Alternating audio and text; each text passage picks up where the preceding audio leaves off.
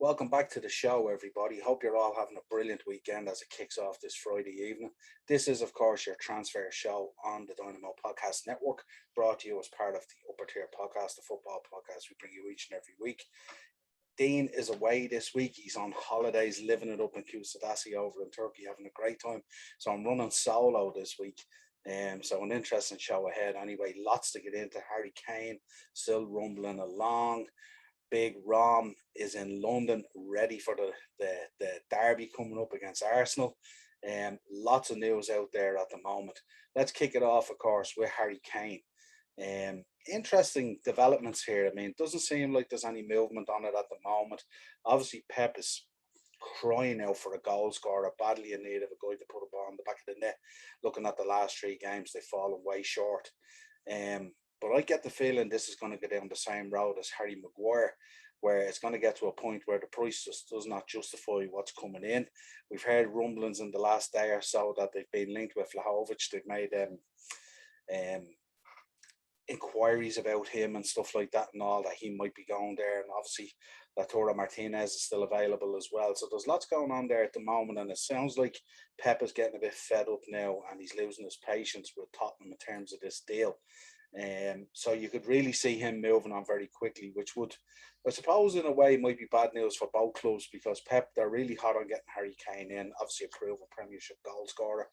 But also, if he was to stay at Spurs, what really does that mean for you Spurs fans and stuff like that? He's going to stay there. You're going to have a guy leading the line who really doesn't want to be there, who has expressed an interest and wants to get out.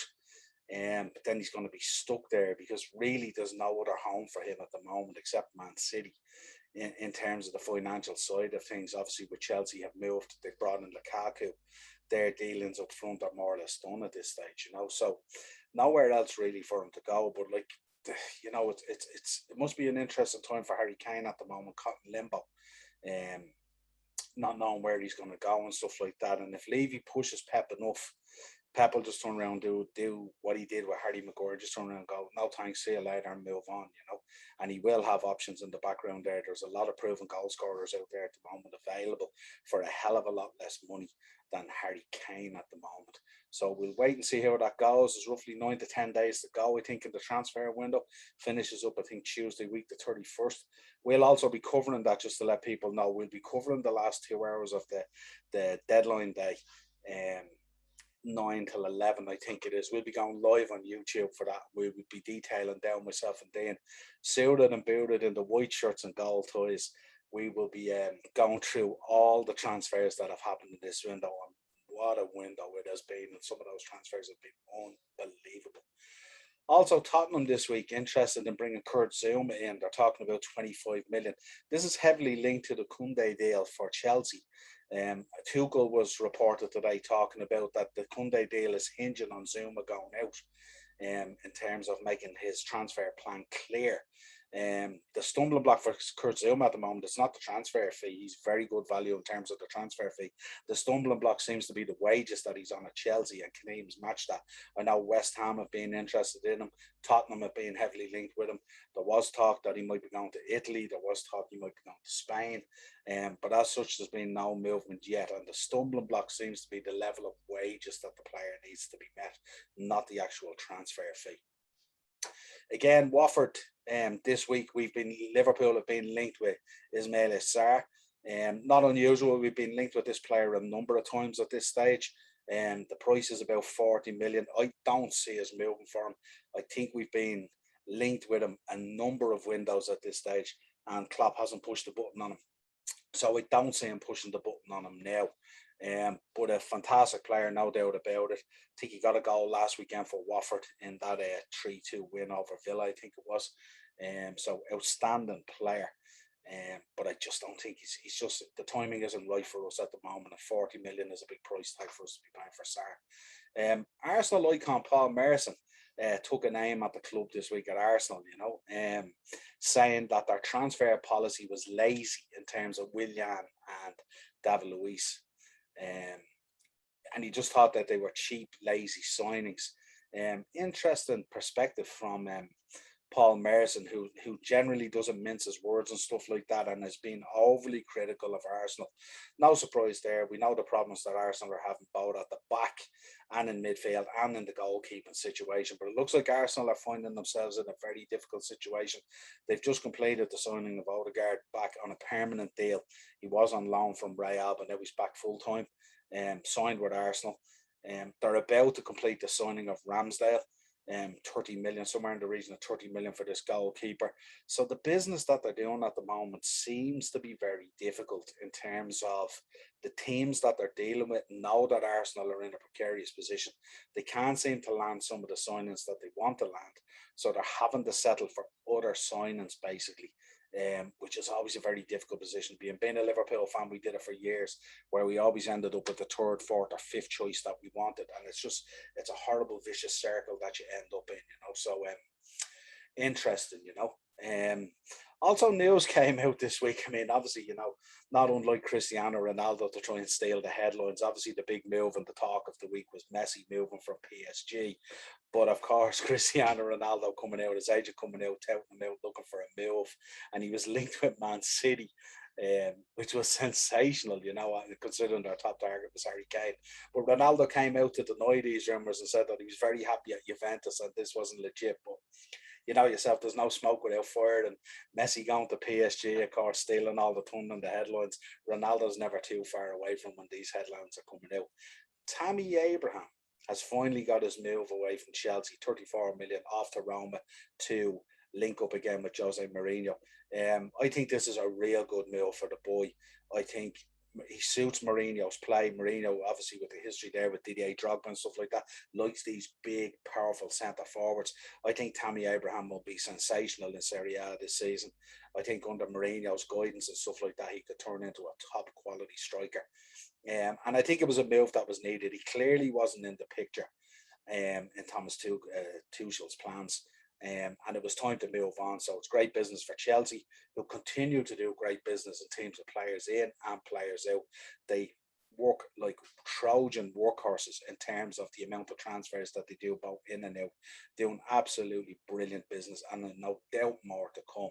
But yeah, great move from Tammy Abraham. News coming out this week: Amad Diallo, of the young lad of Man United who joined there last year, was talk that he was going to potentially go out on loan.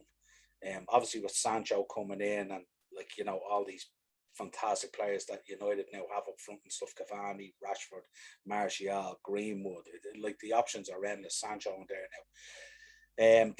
They were looking to loan him out. Ball was one of the places they were talking about. Crystal Palace have been asked about him. But Fabrizio Romano reported this week that the player actually wants to stay at United. He doesn't want to go out and loan. But I'd be cautious in terms of the amount of game time he's going to get this year. If he stays at Man United, he would be well down the pecking order at this stage in terms of their front line and stuff like that. So it'll be interesting to see how that pans out and whether Solskjaer pushes through, whether he needs a lot more game time. Moving on from that, of course, Nuno, who had a brilliant first day out there, beating Man City with Spurs, has them playing really, really good football. Dele Alli looks like a different player. Son relishing that sort of striker role that he has now under Nuno. Very progressive, very attack-minded, very quick on the counter and stuff like that. They really gave City a good game there last week. I was very impressed at what Nuno was able to achieve in, I think it was only a 5 or a 6 week period. Really, really good. But he's been linked, of course, with one of his old boys at Wolves, Adama Traore, who has been sort of linked with a number of clubs. They're talking about 34 million. I think 34 million is a very good fee for Adama Traore. He's a very talented boy, powerful attacking player. And I think he would fit lovely into that sort of plan that Nuno has there at Spurs. I could see him powerfully attacking forward with Son there and Moira and stuff like that and all. And this could be the change that he needs to reinvigorate himself. I think he struggled last season. He had a couple of injuries, but even in the team, with Jota gone, Jimenez having the injury. Now you're looking at Wolves this year. Neves is talking about moving out. He's been linked with clubs.